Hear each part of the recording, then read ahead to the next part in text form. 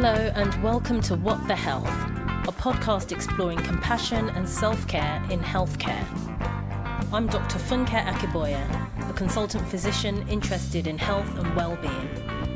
I feel that many of us in healthcare have lost the way to being well ourselves. Through sharing my observations and experiences, I hope to provide food for thought and create a conversation around this topic. In this third episode, Kindness in Action, I share the small acts of kindness that have had the largest impact on my well-being during this COVID pandemic so far. I hope you enjoy.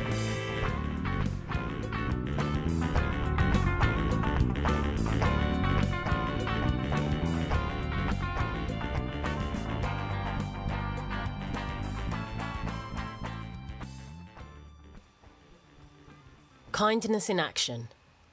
Be kind to each other and yourselves. These are the parting words in a message from Dame Claire Marks, Chair of the General Medical Council. Similar sentiments to support each other have been circulated locally in the hospital I'm working in. Attached in these emails is often a list of other sources of support by phone or email. I feel it's easy to pay lip service to these ideas, but what does it look like in practice, especially clinical practice? The reconfiguration of the hospital specialists into super teams has brought about dramatic change in the way individuals come together to work effectively as a clinical team in a short space of time. In one short week, I saw and experienced so many acts of kindness I was reduced to a blubbering mess in my kitchen, texting out thanks as if at an award ceremony. There are so many kind actions, so apologies if I forget anyone. First and foremost, I'm thankful for the kind culture of sharing over coffee. One of my consultant colleagues, an unassuming professional supermum, took time each day to schedule a mid-morning drinks break with the team as a priority. She divulged she usually paid for these for her team. The gesture is a good investment, but with the large super team of 8 or more, it would soon add up. So a sub-thanks goes to the hospital, which is giving out free hot drinks to staff, and every team is taking this opportunity with a queue out of the door. My coffee time contribution was to share my kind of love, which is healthy homemade bites, as we as a team shared our out-of-hospital worlds and cultural multi-ethnic experiences. Secondly, words of reassurance. The power of reassuring words cannot be overstated.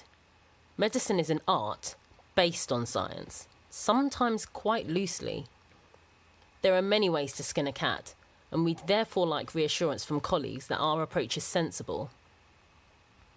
A dermatologist in our super team asked for this, sharing how she'd managed someone in the morning from deeply archived knowledge.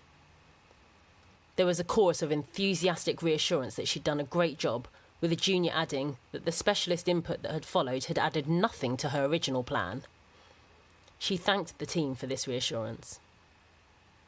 I also experienced this myself when trying to transfer a patient to intensive care. She was not accepted to the unit, but offered non-invasive ventilation on a specialist ward. I spoke to a friendly colleague who had treated her for her pre-COVID condition to help inform these decisions. She shared her thoughts, but also the areas that were challenging or uncomfortable for her. This confirmation that it wasn't a straightforward decision with one correct answer was reassuring for me as I was putting my name to these decisions. Thirdly, noticing the response. One of my colleagues asked, after a coffee break, if everything else was okay. With my local and hospital library closed, I haven't found a way to work well at home, and writing my PhD has stopped. This thought delayed my yes into more of a, yeah. She inquired further, and when I divulged, found me a room to work in so that I could get some writing done. This type of noticing cannot be done by text, or without being conscious of the feeling behind the response. But this noticing effort was a huge act of kindness for me on the receiving end. Fourthly, hugs of humour. We've had some challenging chats about what's on the news and being shared in social media about COVID-related deaths, the government approach, research, potential vaccines and more. When the discussions got too heavy, there was sometimes a conversational pause to allow the thought to sink in, frequently followed by a comical comment that would pull us back to a state that we can function in. Humour often contains a hard truth, but I found it's the packaging that makes the truth easier to digest. It's soothing, like Gaviscon, or any other foaming alginate plug. Fifth, practical assistance. The team had worked well together, but it had been a difficult week for me emotionally with other personal concerns. As the registrar took the team through the jobs to be done in the afternoon, I looked out of the window at the swirling drizzle that was my cycling conditions home later and groaned. I was startled when they all stopped and looked at me, and I assured them that it was a non-medical groan, but I was simply not looking forward to the cycle ride home. With this, I was offered a lift with bike transport thrown in. As I later settled into the offered car seat on the way home, the owner apologised for the mess I was too exhausted to notice, and it felt so luxurious. Sixth, space to step back. The support I've seen in the consultant WhatsApp group for a colleague returning from compassionate leave has also been deeply touching.